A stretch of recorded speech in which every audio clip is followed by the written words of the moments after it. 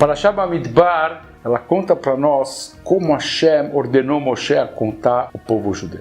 Hashem queria saber exatamente quantos judeus haviam no deserto logo depois que houve o episódio tão vergonhoso do bezerro de ouro. Muitos judeus pereceram por conta desse pecado como uma punição celestial. A Torá conta que Hashem pediu a Moshe que fizesse uma recontagem. Quantos sobreviveram? Quantos haviam? Quantos puderam passar incólumes por esse pecado e pela punição consequente do mesmo? Urashi comenta que a contagem é uma prova de amor.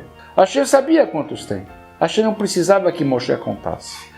Mas Hashem ordenou Moshe a contar para que o nosso povo soubesse o quão cada judeu é querido para Deus. Ao final da Segunda Guerra Mundial, muitos judeus foram deslocados para deep camps. Eram campos de trânsito de prisioneiros de guerra que foram libertados e estavam aguardando terem condições físicas, psicológicas para voltarem aos seus respectivos países. Um dos grandes líderes da nossa geração, que estava nesse campo de Felding, na Alemanha, era o Rebbe Yekutiel Yehuda Halberstram, o Kloisenburger Rov. O Rebbe, num jipe do exército americano, ele fazia visitas às cidades em volta do campo e ele procurava judeus que possivelmente estivessem morando lá ou escondidos, e ele procurava os seus irmãos judeus. Numa dessas cidades, ele encontrou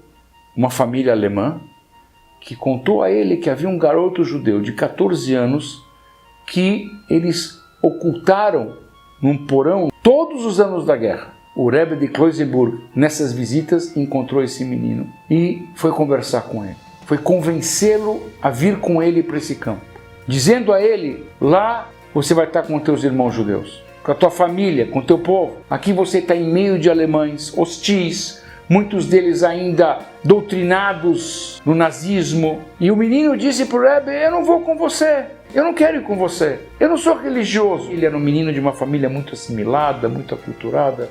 O Rebbe de Kloisenburg tentou acalmá-lo, tentou tocar no coração, explicar. Ele disse: Rebbe, se eu for, você não vai me deixar me divertir. Eu vou querer ir no cinema. Você vai deixar eu ir no cinema? O Rebbe falou: te garanto, na hora que tiver um cinema, eu vou te comprar um ingresso. E o menino aceitou. O Rebbe levou ele para o campo. Com o tempo, os americanos reformaram um galpão e transformaram numa sala de cinema. E trouxeram filmes para poder entreter os prisioneiros. Quando inaugurou o cinema e as primeiras projeções iam ser feitas, o Rebbe correu para adquirir um ingresso para esse menino. Esse menino, mais tarde, se tornou um grande ativista judeu, religioso, ortodoxo, um homem muito importante na comunidade da Bélgica.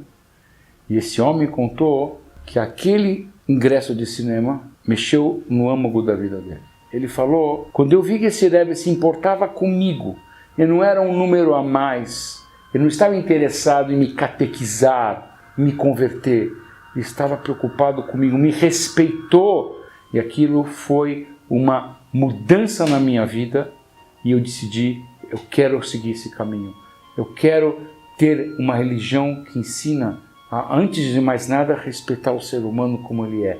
E é assim que a gente tem que cuidar de cada judeu. É assim que a gente tem que aproximar cada judeu, entendendo como ele é, entendendo as necessidades, os dilemas, e respeitar. Isso é a grande chave do coração de cada pessoa. E graças a essa preocupação, a esse ingresso de cinema, uma família surgiu no povo de Israel, uma família hassídica, digna de respeito, que produziu filhos e netos que são grandes ativistas comunitários. כולנו יחד, תחת שבטי ישראל, אנחנו בעם ישראל, פקוד אחת, יחד שבטי ישראל, עכשיו אחדות בעם ישראל.